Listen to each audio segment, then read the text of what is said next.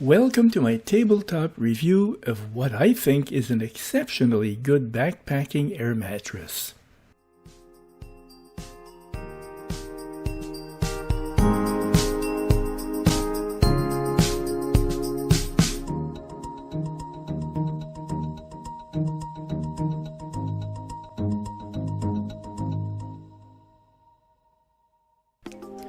The sleeping pad is called the Mattress Neo Air Extra Light, and when I bought the mattress, I bought a miniature pump called the Neo Air Pump, which appears to have been discontinued. If you want to skip the intro and get right into the review, fast forward to 2 minutes 30 seconds.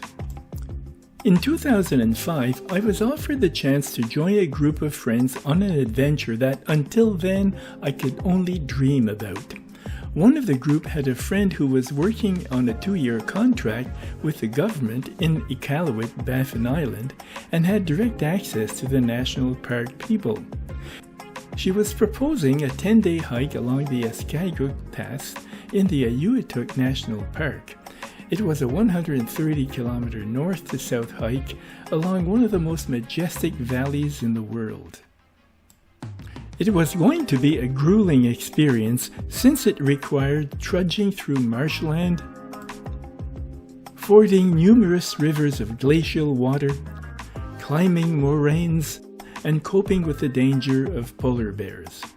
It was going to be my first time in the Arctic, my first time on a hike, my first time carrying a pack that contained all the food I would need to stay alive, as well as the fuel for cooking. It was very important that I do everything possible to keep the weight down to a minimum. That's when I discovered that Thermarest made an ultra-light and ultra-thin air mattress that can roll up to the size of a water bottle.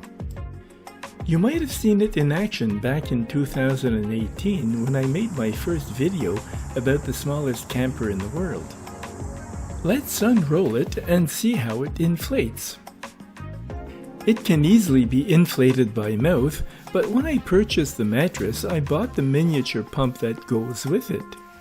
It takes about 3 minutes for the mattress to reach full inflation with the little pump. The pump can't overinflate the pad. When it reaches the ideal pressure, the pump continues running but without inflating any further. If you go outside the tent while it's running, you'll hardly hear it. The pump takes 2 AAA batteries and they will last 30 to 40 inflations. The mattress is fairly easy to inflate by mouth, but since the pump weighs only 73 grams with the batteries, it's a luxury worth its weight. There might be a problem finding one though, because it appears to be discontinued. The mattress is 2.5 inches thick and comes in different sizes, 20 or 25 inches in width, 72 or 80 inches in length. Mine is 20 by 80 and weighs 395 grams or 14 ounces. From what I gather from the description of the pads being sold today, the new ones have a rapid deflation mechanism to facilitate removing the air when you're ready to roll it up, and to prevent what I'm doing here.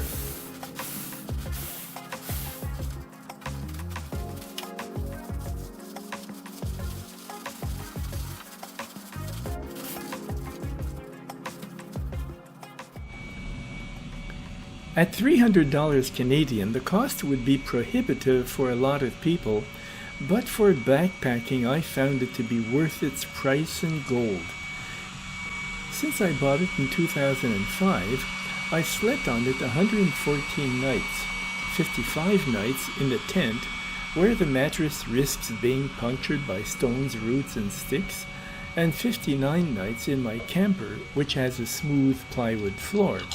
Because occasionally I stayed more than one night in the same place, the pump itself was used 107 times.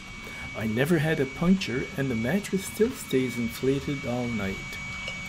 Although it's made of thin material, it has proven to be very tough and durable.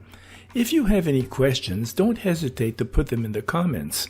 I read all my viewers' comments and try to respond to each one. I hope you enjoyed this presentation. or that you found it useful or at least not too boring. If you'd like more information about electric bikes or bicycle campers, have a look at all my video titles by typing www.youtube.com/c/robertberrio/videos in the web address bar of your browser. Thank you for your interest.